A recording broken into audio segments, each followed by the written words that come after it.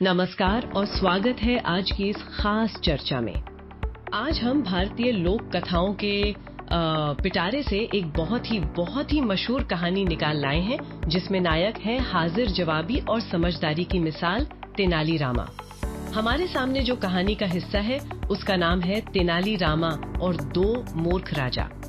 ये कहानी हमें सीधे ले चलती है दक्षिण भारत के वो शानदार विजयनगर साम्राज्य के दरबार में। जरा सोचिए माहौल कैसा रहा होगा। राजा कृष्णदेव राय अपने जगमगाते सिंहासन पर बैठे हैं।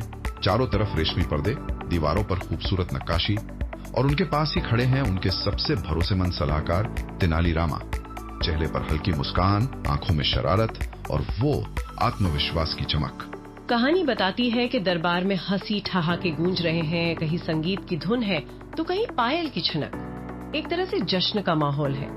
तो आज हम इस कहानी की परतों को खोलकर ये समझने की कोशिश करेंगे कि कैसे मजाक को थोड़ी नरमी के साथ पेश आने से बड़े बड़े घमंड और बेवकूफी को भी मात दी जा सकती है, जैसा तेनाली रामा ने कर दिखाया। कि एक सुबह विजयनगर के पड़ोसी राज्यों के दो राजा, नाम थे भोलानाथ और भीमराव, राजा कृष्णदेव राय के दरबार में पधारे।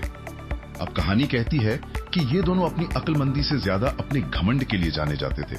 आते ही उन्होंने ऐलान कर दिया, बोले, हम पूरे हिंदुस्तान में सबसे ज्यादा बुद्धिमान राजा हैं।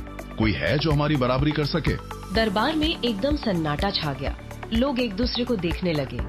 राजा कृष्णदेव राय तो मुस्कुरा दिए। उन्होंने कहा, क्यों नहीं, हमारे मंत्री तेनाली रामा से ही कुछ पूछ लीजिए। बस फिर क्या था? राजा भोलानाथ ने तुरंत एक शर्त रख दी, अगर तेनाली उनके सवाल का जवाब नहीं दे पाए तो विजयनगर को अपना आधा खजाना देना होगा। सोचिए कितनी बड़ी बात। दरबार में सुई गिरने की आवाज भी सुनाई दे जाए, ऐसा माहौल हो गया। सबकी नजरें तेनाली पर टिकी थीं, जो कहानी के मुताबिक बड़े शांत खड़े थे, जैसे कुछ हुआ ही ना हो। बिल्कुल, यहीं से कहानी का असली मजा शुरू होता है। देखिए कैसे मंच तैयार हुआ है। एक तरफ दो राजाओं का खुरा अहंकार, दूसरी तरफ तेनाली रामा की शांत बुद्धि। और माहौल भी देखिए, विजयनगर का भव्य दरबार, खुद राजा कृष्णदेव राय मौजूद हैं और तेनाली रामा, जिनकी चतुराई के किस्से पहले से ही मशहूर थे। ऊपर से शर्त आधा राज्य। हाँ, आधा राज्य। इससे तनाव और बढ़ गया। ये सिर्फ बुद्धिमानी की परीक्षा नहीं रही, ये इज्जत और शायद राज्य के भविष्य का सवाल बन गया। हाँ, और दाव इतना बड़ा लगाओ तो सवाल भी तो कुछ हटकर ही होगा। तो राजा भोलानाथ ने अपना पहला सवाल दागा, और सवाल भी ऐसा कि सुनकर हंसी आ जाए। पूछा, तेनाली रामा, ये बताओ, अगर मैं चलते चलते अचानक एक कुएं में गिर जाऊं तो मुझे सबसे पहले क्या करना चाहिए? पूरा दरबार इस बेतुके सवाल पर खिलखिला पड़ा। कोई सोच भी कैसे सकता है ऐसा सवाल? लेकिन तेनाली रामा कमाल के थे। वो एक पल भी नहीं लगाया, थोड़ा सा झुके और बड़े अदब से बोले, महाराज, मेरे ख्याल से तो आपको सबसे पहले ये सोचना चाहिए कि आप कुएं में गिरने के बाद भी हाँ, कि आप बोल कैसे रहे हैं, बात कैसे कर पा रहे हैं। क्या जवाब था? कहते हैं पूरा दरबार ठहाकों से गूंज उठा। खुद राजा कृष्णदेव राय भी अपनी हंसी नहीं रोक पाए और राजा भोलानाथ, उनका चेहरा शर्म से तमतमा गया, बगलें झांकने लगे।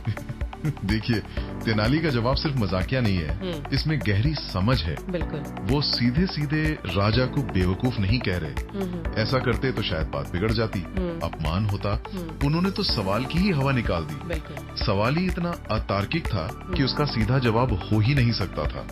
तेनाली ने उसी अतार्किकता को पकड़कर उसे हास्य में बदल दिया। बिल्कुल, ये बुद्धि का कमाल है। समस्या को बिल्कुल नए नजरिए से देखना और उसका ऐसा हल निकालना जिसमें चतुराई भी हो और सामने वाले की इज्जत भी। सीधे तौर पे न उछले। बिल्कुल। उन्होंने टकराव टाला, लेकिन अपनी बात कह दी। बिल्कुल सही कहा। सीधे भिड़ने के बजाय उन्होंने आईना दिखा दिया। अब राजा भोलानाथ तो चुप हो गए, लेकिन उनके साथी राजा भीमराव कहाँ मानने वाले थे। वो तन कर खड़े हुए, बोले, मेरा सवाल इससे भी ज्यादा टेढ़ा है, देखते हैं इसमें कितनी बुद्धि है। उन्होंने थोड़ा रौब से पूछा, तेनाली, बताओ, ऐसी कौन सी एक चीज है जिसे आदमी कभी अपने सिर पर नहीं रख सकता? सवाल थोड़ा सोचने वाला था, पर तेनाली रामा के लिए शायद नहीं। उन्होंने फौरन चेहरे पर वही जानी पहचानी मुस्कान लिए जवाब दिया, महाराज, एक मूर्ख राजा का ताज। बस ये सुनना था कि दरबार में हंसी का ऐसा फवारा छूटा कि रुकने का नाम ही ना ले। दोनों राजा भोलानाथ और भीमराव अपमान से पानी पानी हो गए। उनके पास कहने को कुछ बचा ही नहीं था। उनकी सारी होशियारी, सारा घमंड हवा हो गया। अगर हम इस दूसरे जवाब को थोड़ा और गहराई से देखें तो ये पहले वाले से भी ज्यादा मारक है। ये सिर्फ हाजिर जवाबी नहीं है, ये एक तरह की टिप्पणी है। ताज क्या होता है? इज्जत, अधिकार, जिम्मेदारी और कहीं ना कहीं बुद्धिमानी का प्रतीक। सही। तेनाली ने सीधे सीधे मूर्खता, जो अक्सर घमंड से पैदा होती है, उसको इस प्रतीक को धारण करने के अयोग्य बता दिया। उनका मतलब साफ था, असली राजा या लीडर वो नहीं जो सिर्फ ताज पहने, बल्कि वो है जिसमें समझदारी, विनम्रता और सही निर्णय लेने की क्षमता हो। ये जवाब सिर्फ उन दो राजाओं पर नहीं, बल्कि सत्ता और ज्ञान के रिश्ते पर भी एक कटाक्ष है। तो आखिर में हुआ क्या? कहानी बताती है कि राजा कृष्णदेव राय बहुत खुश हुए। उन्होंने तेनाली की तारीफ की, कहा कि तुम्हारी बुद्धि ने आज फिर दरबार की शान बढ़ाई है। और तेनाली जीतने के बाद भी उनमें कोई अकड़ नहीं थी। वैसे ही विनम्रता से झुके और बोले, महाराज, सच्ची बुद्धिमानी अहंकार दिखाने में नहीं है, ये तो नरमी और थोड़ी हंसी खुशी के साथ आती है। कितनी बड़ी बात कह दी उन्होंने। यही इस कहानी का निचोड़ है, इसका सार। सच्ची अक्ल कभी शोर नहीं मचाती, वो तो विनम्रता और मुस्कुराहट के साथ ज्यादा असर करती है। हाँ। और शायद इसीलिए तेनाही नाहा की कहानियां आज भी इतनी पसंद की जाती है। वो हमें मुश्किल हालात से, मुश्किल लोगों से निपटने का एक अनोखा तरीका सिखाती हैं। वो दिखाती हैं कि दिमाग का इस्तेमाल सिर्फ समस्याओं को सुलझाने के लिए नहीं, बल्कि चतुराई से, बिना किसी कड़वाहट के अपनी बात रखने के लिए भी किया जा सकता है। बिल्कुल।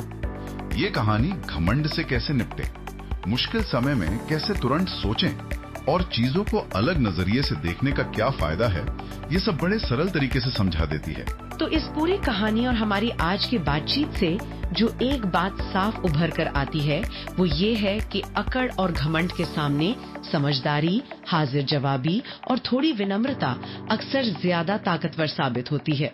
तेनाली रामा ने ये करके दिखाया।